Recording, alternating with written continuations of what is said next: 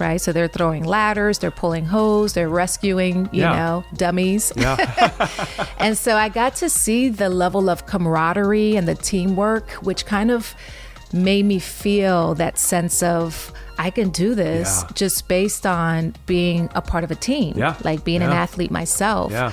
That was what sparked my interest. That's cool. Coming to you straight from Fremont, California, this is the Fremont Podcast, dedicated to telling the stories of the past and present of the people and places of the city of Fremont, one conversation at a time. Hello, Fremont. This is Brian. You are listening to episode 73 of the Fremont Podcast. Now, here's your host, Ricky B. I love this. This is great. We haven't said it yet, but I'm with Zoraida Diaz. Yes. And she is the new fire chief of the city of Fremont. And it is an honor and a privilege to have you on the podcast. I love this. Thank you for having me, Ricky. Yeah. So I'm excited. You came back as a softball coach at Albany. Yes. And SUNY Albany. Okay. And you... So your degree, what was your degree in college then? So my undergraduate degree was in psychology with a minor in Spanish. Okay. I grew up, Spanish is my first language, so I grew up speaking Spanish at home, and I had to adjust in school to learn English. Really? Yeah. Wow. And so when I started, going to school, I had to shift. I couldn't, my parents wanted me to really focus on my English. And then when I went to college, I wanted to learn how to read and write it. And so that's why I minored in Spanish. Wow, that is cool. Yeah. So when you stayed on as a coach after you graduated, did you do grad work at that point then, or were you just kind of like in town? So when I graduated from college, I got a job at it was a girls' kind of retention center. So I got into a little bit of social work. That's kind of what piqued my interest because I wanted to learn how I can be more effective. So I was kind of like a case manager at a secure facility with girls who live there. Okay. And so I coached softball, and I did that. Okay. And then I ended up having an interest in, getting a master's degree in psychology. And I went back to school and I did that full time. Okay. And then, eventually I stopped coaching and I started working for Job Corps. And Job Corps was a facility that helped prepare, youth to get a trade. And while they're in school, they're getting an education, they're getting a stipend. And the population that I worked with was the homeless population from New York City. Oh my goodness, so that's cool. That was really cool to be able to do that. You kind of, were you in Harlem as well when you came back to New York? So I did undergraduate and graduate school in Albany. In Albany, and then 10 years later, I moved back home. Okay. And then I continued to work with the homeless population. Cool. Was there anything specific, and I know we kind of started this conversation by me asking if there was anything particularly in your history, your personal history that causes some of these stories from World War II to be of interest to you. Was there anything specifically that sparked your interest in studying psychology? Yeah, I just wanted to be able to make a difference in people's lives, and I started to pursue psychology specifically because of the experience that I had with the young women, in that facility. And I learned very quickly that you can take someone out of an environment and their lives will improve. But if you put them back into the environment with no intervention, then they'll end up back in the facility. Yeah. And that was my experience. Okay. And so I wanted to, I think just seeing the traumatic events that I was exposed to as a child, living in New York, living in the projects, kind of sparked my interest in what can I do, to make a contribution to the world, right?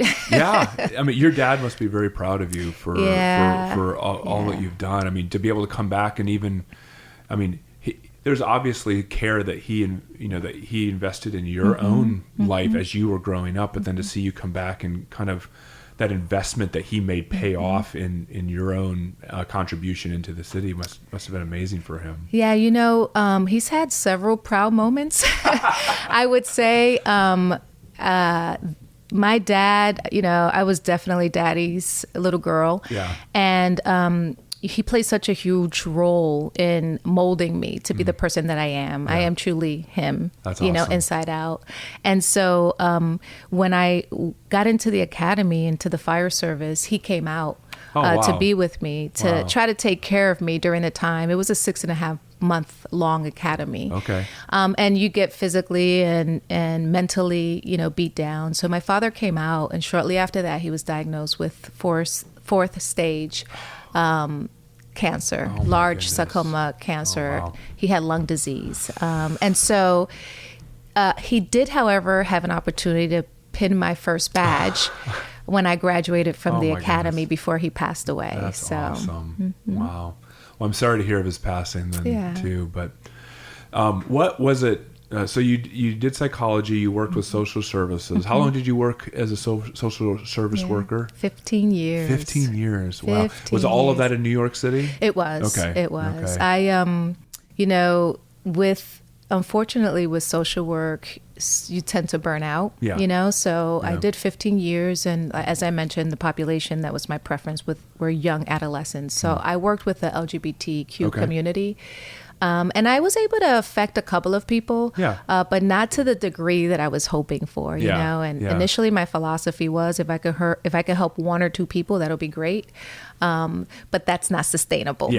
And so I started to look at, you know, what else I could do, and also where I could live and kind of establish my roots. And I started visiting different cities, you know, in the nation, and fell in love with San Francisco and the Bay Area. So I decided to drive cross country and move up here. Did you start as doing social work here, or did you kind of leave that behind? I did. I was looking for something else to do, and when I made it out here, I had friends that were relatives to Marta Kaufman, who was one of the executive producers of Friends, Veronica's Closet. So my first job in the West Coast was working for the production company. Really? Yeah, interestingly enough, as a receptionist. That's cool. Yeah, it was pretty cool. Was it fun? I mean, did you I got to meet some of the, you know, the artists. Okay. I was kind of like the gatekeeper for the writers. Okay. And I've met a lot of really great people who were looking to get interested in that, you know, type of career. It wasn't something I wanted to do long term, but it was my foot in the door, get a job. But the Bay Area is really where I wanted to live. So you did that for a little while, the gatekeeper of that production company, and then what was your next step? Where did you go to then? After that, I ended up working for a magazine subscription company, and I was able to utilize my Spanish skills. So they had a English version of a web marketing subscription tool, and I ended up creating and translating it into a Spanish one. Also met some really incredible people there, still my friends. And but you know, it wasn't, I thought that I wanted to get into marketing and sales, but it wasn't really my cup of tea. And I was sitting in an office, you know, in front of a computer for 12 hours, and it's like, I don't know if this is something I want to do long term.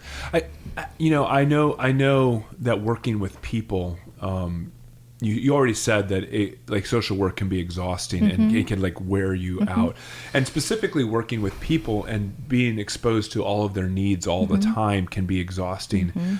But there is something for people who are drawn into that work. There is something about, you know, sitting behind a desk doing, you know, things that you can see your fingerprints on and, you know, being proud of those moments. But I think there is something too about being involved in people's lives again, right? Yes. Is that what you were feeling then during that time? That's what I was looking for. That's what you were looking for. So I applied for a job actually here in Fremont, DeVry University. And very cool. And so I did the interview. It was an interesting format. It was a group interview, but I went back to LA. I packed up all of my belongings in a U-Haul. I had friends who lived in Hayward. And so I just on a whim said, I'm going up to Hayward. I'll figure it out. I didn't know if I had the job or not, But en route driving the truck, the U-Haul truck, they called me and said, we want to offer you a job. And so I was like, there are no coincidences, right? That's right. There are no coincidences. So they offered me the job and I started working for them. And it was really great because I got to go to high schools in Fremont, and then they moved my... And you were working with who again? DeVry University. DeVry University. And so you were going into high schools representing them. Okay. Yep. And cool. I was, talking to them about the importance of education and how I was able to use that as a tool, to get out of Harlem and, live the life that I was living. Yeah. So I really liked that because there was a component of that felt kind of like, guidance counselor, which is consistent with, the social work thing. Yep. And so I really got to work with those individuals pretty consistently until they got into school. Okay. And then when I came up here from LA, I had already signed up for a AIDS fundraiser. Okay. The Life Cycle AIDS Ride, the very first one. Is that the one that goes down Big Sur? Yep. So I have some friends that have ridden that, and that's cool. It was amazing. Yeah. And during that ride, my tent mate, because I didn't have one, happened to be someone also from New York, a teacher from New York, trying to get into the fire service. Oh. And that was my first introduction to the fire service. Wow. We'll be right back. You can hear the rest of this conversation in just a moment.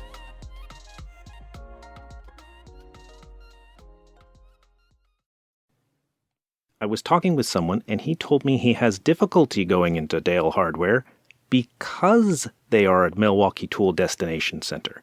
It's the only Milwaukee Tool Destination Center in the country, and it makes it very difficult to leave without buying things. If you think you have the willpower, you can try it yourself.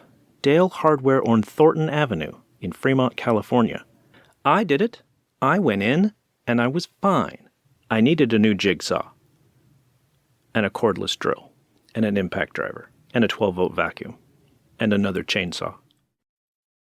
If you're on the hunt for a realtor who will go above and beyond for you, look no further than Jennifer Petroselli at Petroselli Homes Realty Group.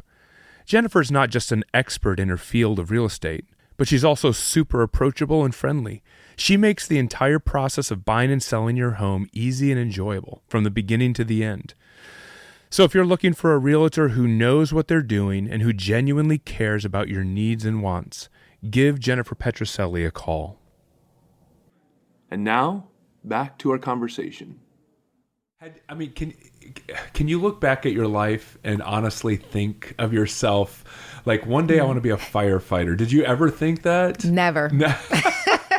So Never. Was that the first time that idea of working in the fire service came into your mind? It was after building that relationship with her, because I ended up moving into her building, and then she was going through the process of applying to different fire departments, got accepted with the Oakland Fire Department. And then when you graduate from an academy, they do what's called Family Day. Okay. You invite your family and friends, and you get to see everyone, do emergency response things, right? So they're throwing ladders, they're pulling hose, they're rescuing, dummies. Yeah. And so I got to see the level of camaraderie and the teamwork, which kind of made me feel that sense of I can do this just based on being a part of a team, like being an athlete myself. Yeah. That was what sparked my interest. That's cool. Mm-hmm. That's very cool. So how long was it after you met her and got to see that you decided I want to take this route too? Yeah. So interestingly enough, there were members of the Oakland Black Firefighters Association who that day approached me and asked me, do you think this is something you want to do? And I was like, I don't know. So they invited me to a class I was offered for free. That's cool. That they put together. And there I met a lot of other people also pursuing a career and found out that I needed to have CPR, EMT, and very aggressively started to pursue it because I was already in my 30s. Okay. And so I did a fast track EMT program, got that license, and received it just in time to be able to apply for the Oakland Fire Department. Okay. Made the list, and then they had budgetary, issues, so they placed that on hold. Okay. And I continue my education by going to paramedic school. Okay. And so they called me just as I'm finishing 6 months of my paramedic didactic, and offered me a job. Wow. So I started the academy the day after my 36th birthday. Wow. You are so impressive. Like, I love the fact that you have your psychology degree. You came out of a very difficult spot as a child. You got your master's degree, and then the work to become an EMT and a paramedic is no joke. No, Like, it's not. I've actually looked into it, like, for myself, because I love outdoor, like, backpacking, camping, that sort of thing. And I thought I actually got into a lot of that by doing some work with some mountain rescue teams in North Carolina years ago. But I've often thought, man, it'd be kind of cool to be on a rescue team like that. But then I look at, like, what it takes to become, like, a wilderness EMT, and I'm like, there's no way. Like, I just can't. But you know, there you are in your 30s, already saying, I'm not only, like, liking what I see in this community, but I'm willing to do whatever it takes to make that happen. That's awesome. That is so cool. And, you know, you just get together with, you know, like-minded people who are also interested in pursuing a career, and you kind of work, you know, together to accomplish that goal, you know, and if somebody doesn't make it, then you help them, you know, get there. Yeah. So I got together with about 5 or 6 other people who were really interested in pursuing a career, and we tested together. We worked out together. We went to stations, did visits together just to try to accomplish that goal. Wow. And I would say that of those 6 people, 5 of us are currently employed in the fire department, right? At different levels, which has been really cool. Wow. So I got a kind of quick question, maybe jumping ahead a little bit, because I do want to, you know, hear the story of going from Oakland to now here in Fremont. But something I imagine it's probably different in different cities and different places, but I find that, like you were talking about, there were budgetary issues, but I find, are there a lot of firemen, like there's a firehouse like next door, like almost next door, it's like right on the corner. How many of the people that we might find on any given day in there are volunteers, and how many are actually paid, and what is kind of the relationship with that? Because it seems to me, when I've talked with people and they're like, I'm a firefighter, I'm a volunteer, and they, you know, it seems like they give a significant amount of their time to be a volunteer, but at the same time, like, what stops? What I don't know. I'm trying to figure out the relationship between the people that, you know, are doing it just as a volunteer and those that are actually employed at career. Yeah, exactly, career. So it really depends. Like, some people start out volunteering just to get some type of experience with the goal of ultimately going into a career department, and then some people just, you know, they want to volunteer because it's something that they're passionate about. Here in Fremont is the career fire department. We do have an Explorer program, which is a way that we are able to recruit youth that are from the area and give them some experience and life skills. Some pursue a career in the fire service. Some decide that they want to go a different direction, but we try to encourage them to apply for our organization, and any organization really that's willing to accept them as a member. But we give them the skills here. All of our members here in Fremont, career firefighters, it is challenging. So what happens is there's multiple phases of an exam. So you start out by submitting an application, but before you can even submit, you have to have an EMT license. In some cases, you have to have a paramedic license. Before you submit your application to even be considered. Oh, wow. Correct. Okay. So you have to have those, you know, those 2 certifications, one or the other. And then some departments require you to have a firefighter 1 and a firefighter 2. And what that is already basic level firefighting training. And the reason they do that is because it limits the amount of time you have to, when you're recruiting, you have to have new people go through an academy. So when I came in, I wasn't required to have firefighter 1, firefighter 2, and that's why my academy was 6.5 months long. Currently, we're doing a process here in Fremont in which I just been working with our HR department to put 18 people through. And so they're in backgrounds. So once you submit your application, you then go through what's called you have to be a part of an eligibility list. So you have to take a written and you have to take a physical, and you have to pass both of those and show evidence of that. And then if you have those things, then you get invited to what's called panel oral boards.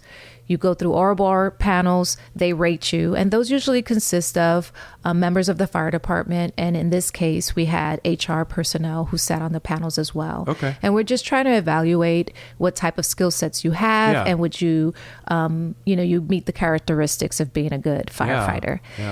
Once you get done with that, then you go on to the chiefs. And so we just had a panel of 3 of us, the fire chief who just retired, myself, and another deputy chief. And we interviewed 110 people. Wow. It took us a little over a week and a half. And then we've identified of that list how many people we want to go to backgrounds. Okay. Once you establish that list, and that's why people end up either changing, a decision in what career they want to pursue or going potentially to volunteer. So once we've established that list and give it to HR, they now send them to background. So they have to get through, backgrounds and a background investigation that looks at your credit, legal issues. They have medical, psychological. Wow. And then finally you will get a conditional offer. So it's pretty, 1, competitive, and 2, is a lengthy process with potential for you to not be able to make it through. When you get that conditional offer, now you're going to an academy of 6.5 months. You may or may not make it through that academy of 6.5 months. So it does really require some preparation in advance so that you're physically fit. Okay. And if you have firefighter 1, firefighter 2 training, it helps you. Okay. For me, I had zero knowledge. I was going to say, I'm hearing all of this and I'm exhausted just hearing it all. Like, I think I need to take a break. But did you have to go through that same process? I did. When you, my goodness. I did. I mean, did you know that before you started that? Or, I mean, because I can imagine you being like, firefighting is so good for a community and it's a great thing. And then you see everything that you have to do. I mean... So the Thursday night class that I was invited to by the Oakland Black Firefighters Association really prepared you and told you what the steps were and then helped assist you. And that was their way of trying to diversify and recruit for the fire service. So they invested that time, and it just made me feel a sense of belonging at the time, because they helped me every step of the way. That's cool. And we brought along people, with us. I am constantly recruiting. I have people often.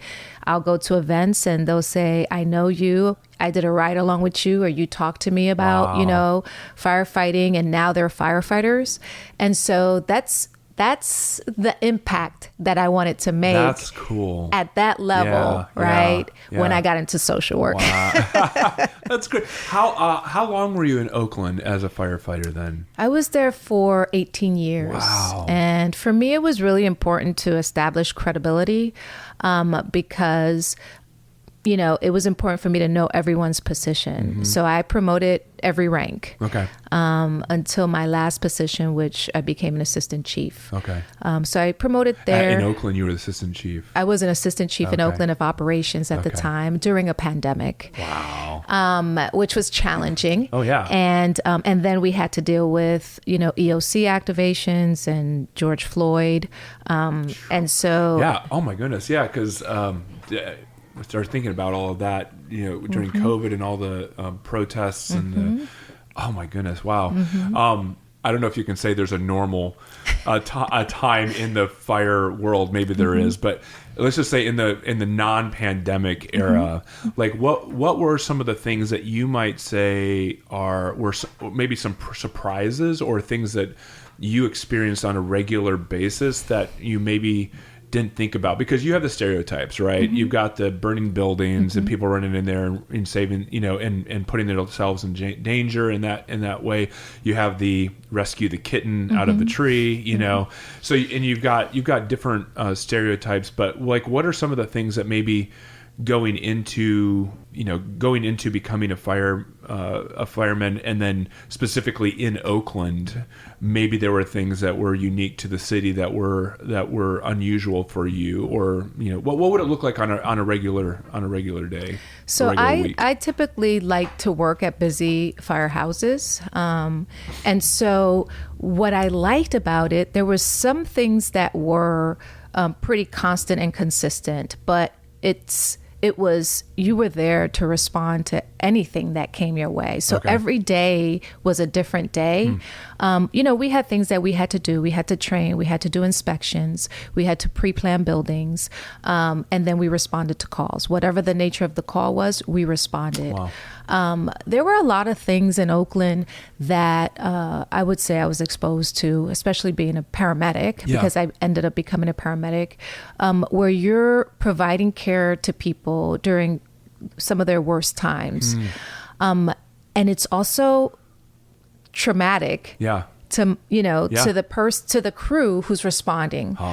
So, you're taught in paramedic school and in EMT school that you handle the situation, but you're never really taught what happens when you get back.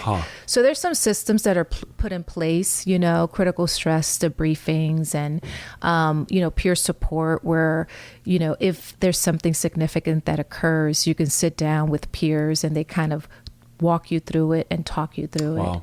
As a social worker, I always value the importance of taking care of your mental health. And so I would do that even in an informal level, not as a leader, but, as a firefighter, paramedic, we would talk about it amongst ourselves, just to release it. And, I think that, obviously the biggest thing that we were exposed to day in and day out was death, right? So, recently I heard these statistics about most people. The average person will see maybe 4 to 6 deaths, in a lifetime, whereas firefighters will see anywhere from 200 to 400 deaths in their lifetime. So that type of exposure, I would say, is difficult to navigate. Sure. So, man, yeah. I can imagine it's a whole different mindset when you go into becoming a fireman and like that community. There was an instance a few years ago with a building in Oakland that had. Were you involved in that specifically? We don't have to talk about it. We can. I'll just say this: that was one of the experiences that really took a toll, I think, on the organization. We have members who were there for the initial firefight.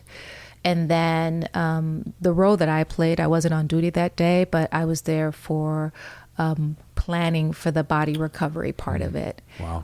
That was tragic. It was extremely tragic. And you still have people today who are dealing with it, with PTSD. Yeah, right. Yeah.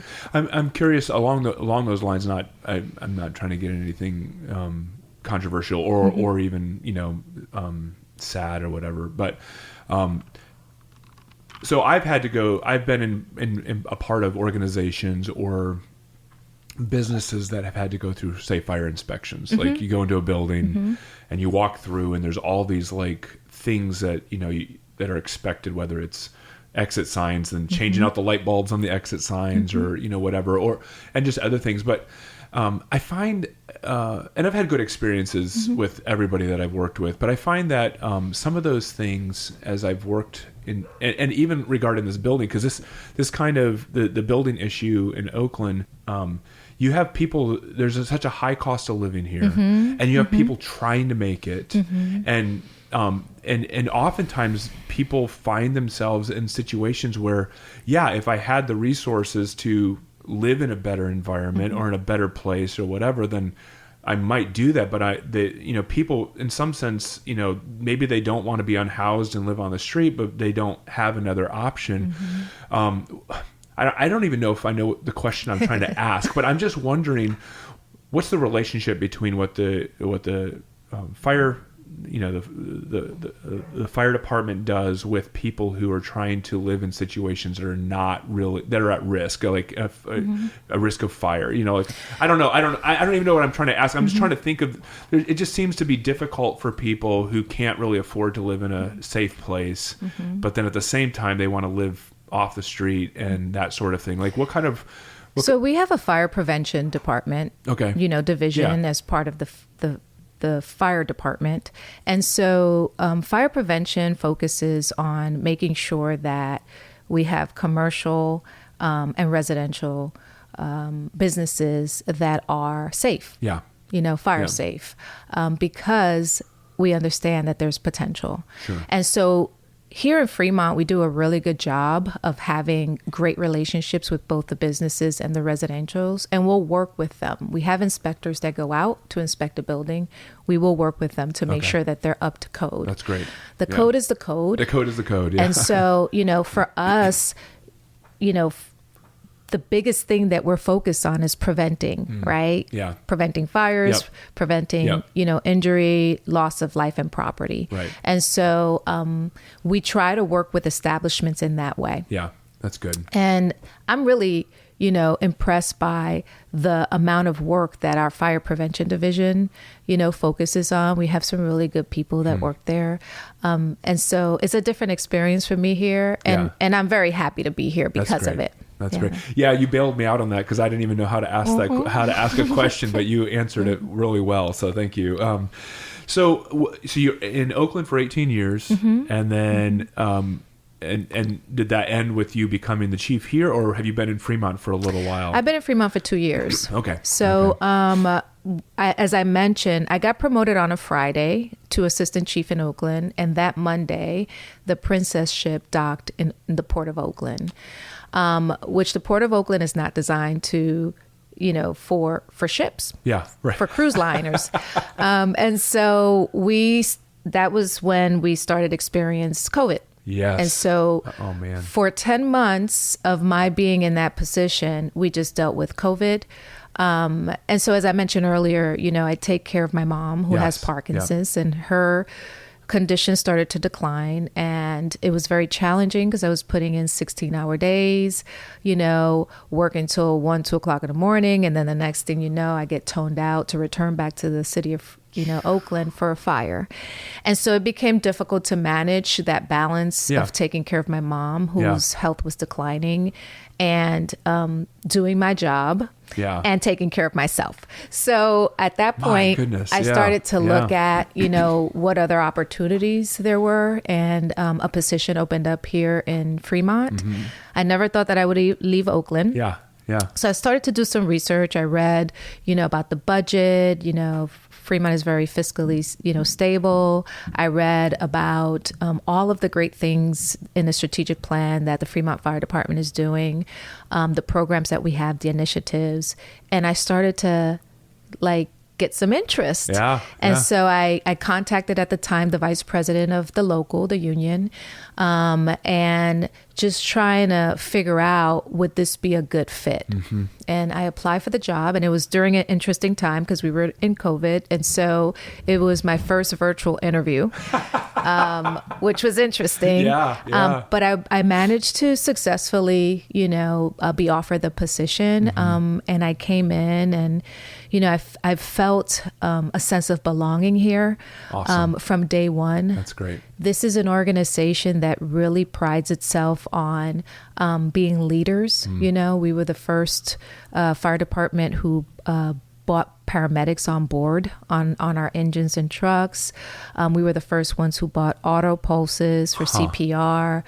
We have drones, and all of these programs that we have are led by the membership. Wow. So you have a level of people here who are so engaged that they just come up with, these are the things that are happening in the fire industry.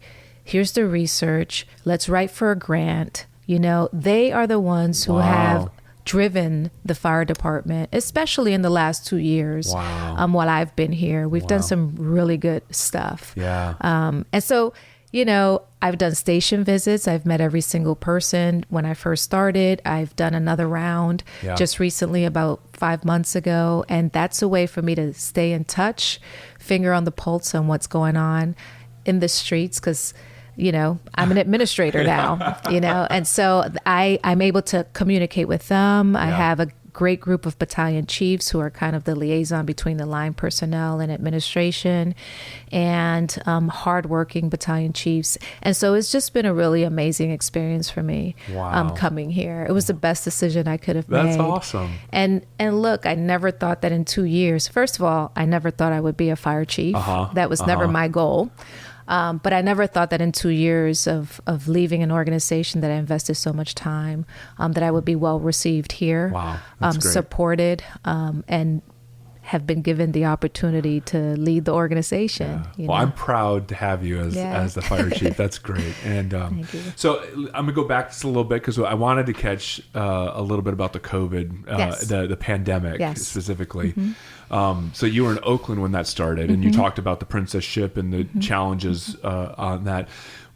We hear a lot about the different vocations or the different careers that had specific challenges because of COVID. So like the nurses and stuff like that.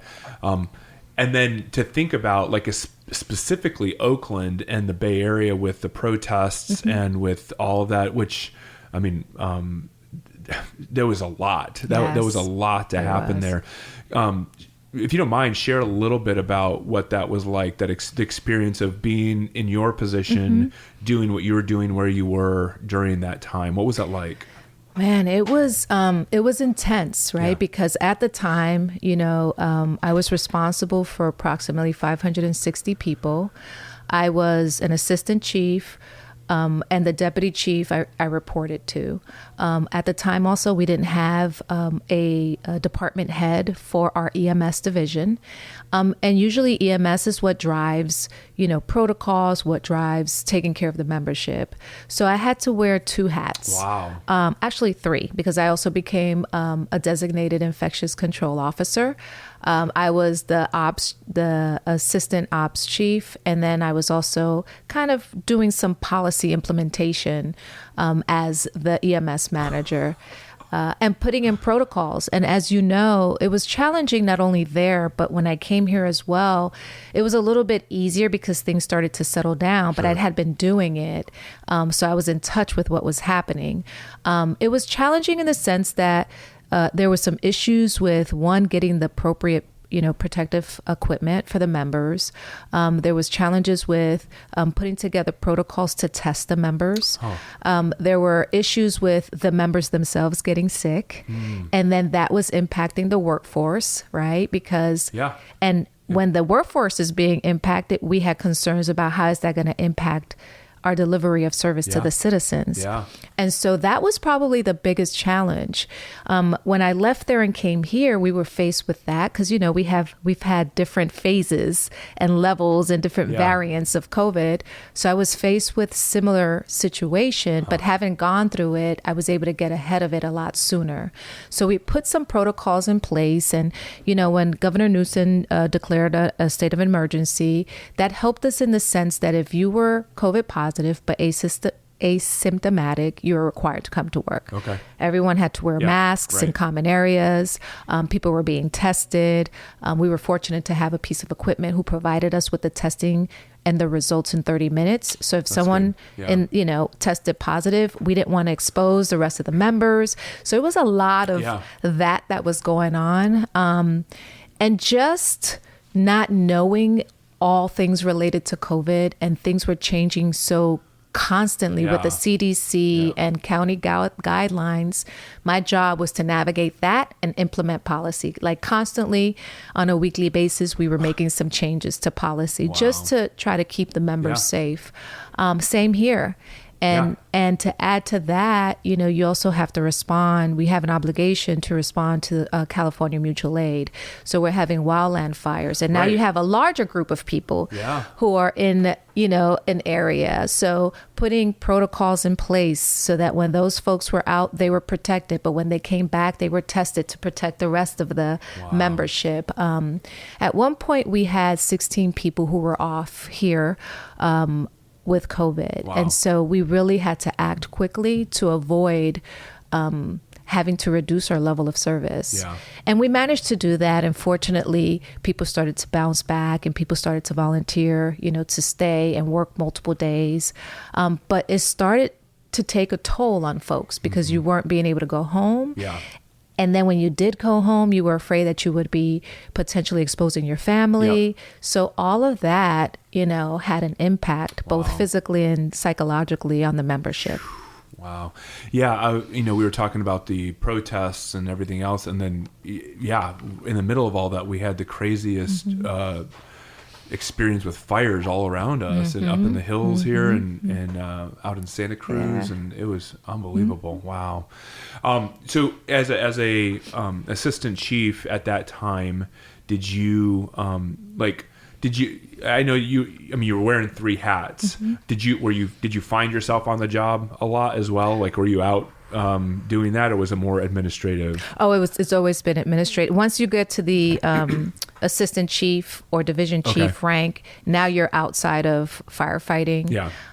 You're pretty much outside of firefighting as a battalion chief. As a battalion chief, you're directing an incident and all things related to that emergency at that incident, but you're not dragging hose and throwing ladders at that point. Yeah. When I got to that rank, I was now in charge of the city, to some degree. Cool. Yeah. I had a boss, but I was in charge for that operation. Wow. 563 people.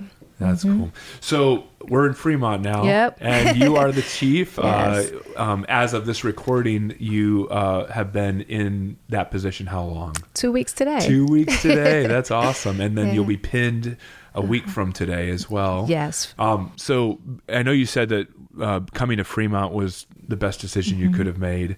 What are some of the things that you have already experienced in your 2 years of being here and now even being a chief that is different here than it was in Oakland? Like, what are some of the things that perhaps are harder, better, easier, or just plain different here as opposed to being in Oakland? I think the biggest thing here is the collaboration. So the collaboration between labor and management, Local 1689 is the labor group. We've done some amazing things together during those challenging times because, you have to negotiate with labor to make sure that their members are being taken care of. And so, we've had a battalion chief who's led a health and safety committee, coordinate with one of our management analysts to write for a grant. So we've done a lot of grant writing. Wow. One of the things that we've done is in that partnership, in that relationship, is be able to get grant funding for the members to be receive medical exams on an annual basis. Okay. The city of Fremont recently has made that, has approved that as being an ongoing thing. We have drone operations here. We understand that with the pandemic, there's been challenges in hiring for the fire service because people have not gone to paramedic school or EMT school because of the lockdown. And so we're now dealing with those issues. So what we've done, labor management has identified members of the organization interested in going to paramedic school. We wrote for a grant to get 4 of our members enrolled in paramedic school. Wow. 4 of them are currently starting. We're now in the process of hiring 18 people. The city of Fremont has approved us the opportunity to be able to open a 14th company. Wow. Based on the needs. There's a lot of development that's happening here in the city of Fremont, which is amazing. Yeah. And, that impacts service. So we want to strategically place equipment so that it's not interrupting any of our service. But now we're looking to hire 18 people. The membership loves to do research and bring to my attention training opportunities, That's awesome. And so we just collaborate in that way. Yeah. And we're in the process of hiring other key positions within the organization just to help us, stay, I'd like to say, as trendsetters in the fire service. Good. And right now we're working on professional development, succession planning. My goal is that when I leave, and we have a deputy chief of operations now, when she leaves, that we leave this organization in the hands of someone who's come up, internally. Great. And so my job and my responsibility is to create opportunities for them to eventually, be the fire chiefs of this organization. Cool. That's awesome. So you are the first female, African-American female you got a lot. You said a lot of firsts. That's really great. Congratulations on that. I think that's amazing. Yeah. So when I was asked to, or offered the appointment, I think that's the terminology. Okay. I was, obviously honored and super humbled. It still feels surreal, if I'm being honest. Like, I'll talk to my partner sometimes and she's like, I can't believe that you're the fire chief. And I'm like, I can't believe that I'm fire chief either.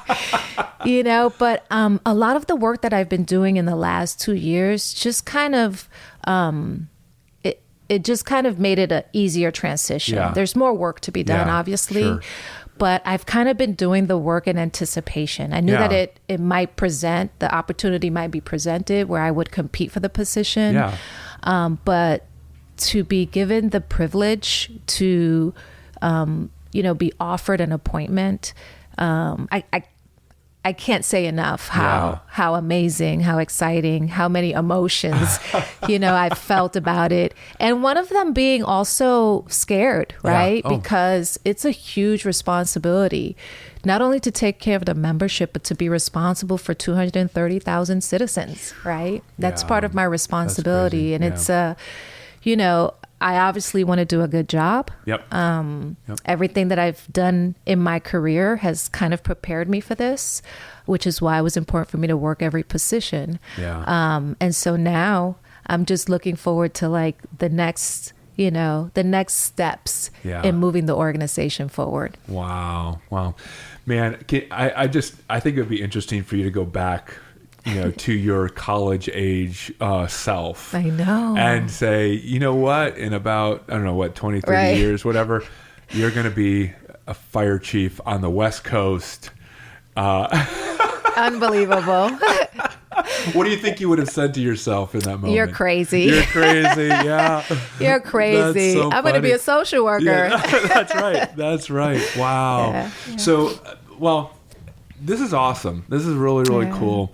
I've taken up a lot of your time, but I really appreciate you giving us this time and conversation. Absolutely. What are some of the things that we as citizens can do regarding the fire department, regarding you? You guys do so much for us, and I mean, especially when it matters. Like, I think that we just don't. We're annoyed that we have to pull over on the side of the road when there's a fire engine behind us because we're trying to get wherever we need to go. But then when it's our house or our situation or whatever, then obviously we're like, we're why couldn't you get here fast enough? I was like, because everyone's sitting in their cars, annoyed at you guys.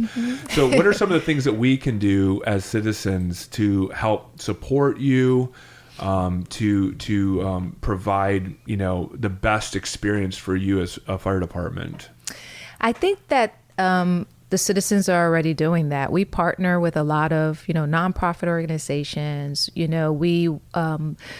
I take direction from the city manager who works with council. Council provides initiatives, and we, in the city of Fremont, all support it. So we have a very collaborative relationship. All of the department heads. Currently, I'm meeting with each one of them, just to continue to build those relationships. We are always here to support the citizens. I would say that for us, what's important is the citizen safety, right? Okay. Prevention. Yeah. So, when we are driving down the street, code 3, please pull over to the right. But also, it's funny because when you asked that question, that was the first thing I thought about, because we're all responding to an incident. The other thing is that, we have obligations to meet certain response times because that affects the outcome of whatever patient we're coming across. So if we have a cardiac arrest or if we have a traumatic injury, there is a window in which we have to get there and start to try to stabilize that situation. So, we're always looking at ways that we can address prevention, so please make sure that you change the batteries on your, smoke detectors.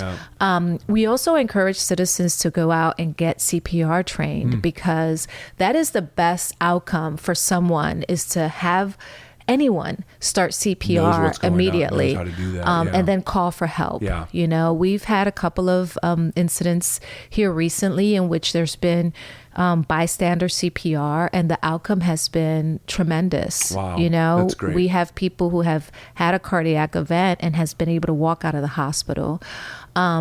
So smoke detectors, CPR training, extinguisher training, you know. Wow. Those are some of the ways that you can help us help you. Yeah. Well, thank and keep you safe. So people, change out your batteries and pull over to the right. Well, thank you for being here. I'm going to ask you one final question that I'm just, what's the craziest call that you've ever had? What is like can you think back and say that there was something that was just bizarre or that you're like, I can't believe I'm here right now? Or do you have anything like that? Or has it been pretty standard across the board? There's been a couple. When I was, you know, in Oakland specifically, because that's when I was out there, you know, there was an arsonist that was going around lighting up, you know, buildings under construction. So, you know, I had 6 alarms worth of, you know, members on the scene, anywhere from 100 to 150 people with mutual aid. You know, trying to keep track as an incident commander, you have to keep track of all of those resources. And your primary responsibility is to make sure that the fire is contained, but to make sure that you're also accountable for all of your members. And, you know, you put systems in place. We have standard operating procedures for each of these incidents to make sure that at the end, you know, everyone goes home safe and there's no harm to any of the citizens. Yeah.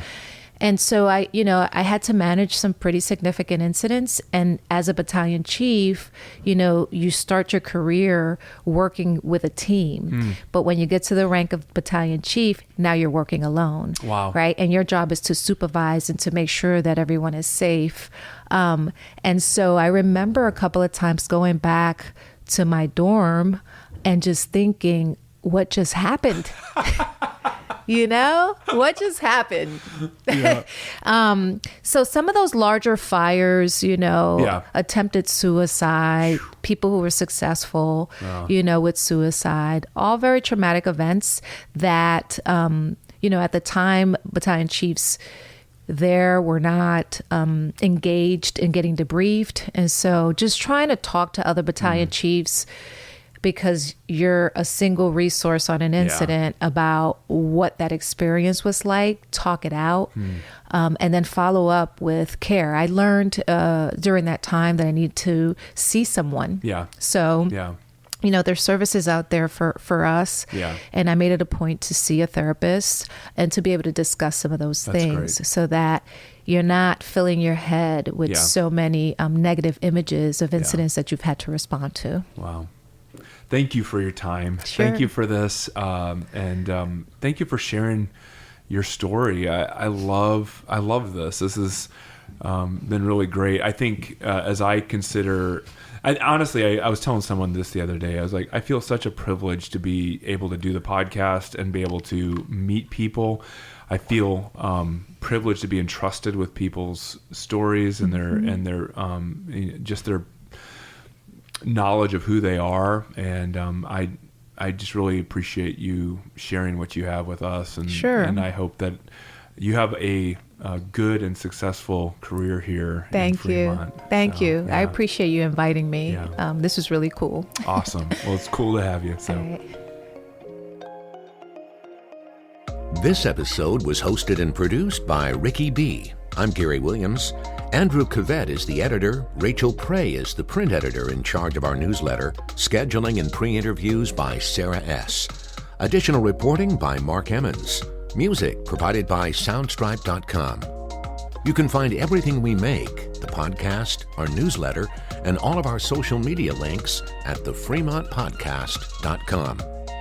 Be sure to subscribe wherever it is that you listen so you don't miss an episode. And if you would, please leave a review on iTunes. Your reviews help other people find this podcast. Join us next week on the Fremont Podcast. This is a Muggins Media Podcast.